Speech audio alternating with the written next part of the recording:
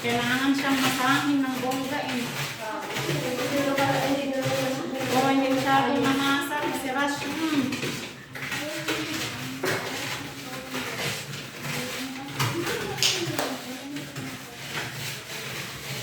Naisalang niyo na ba yung kanin? Oo. Andun si ang mag-blend sa dati ko. Siranda ko. Baka bumigay yung ano ha, yung table.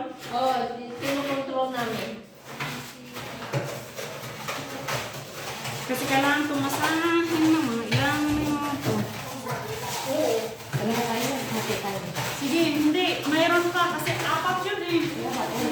Oo, isa sa mga walang cheese, isa sa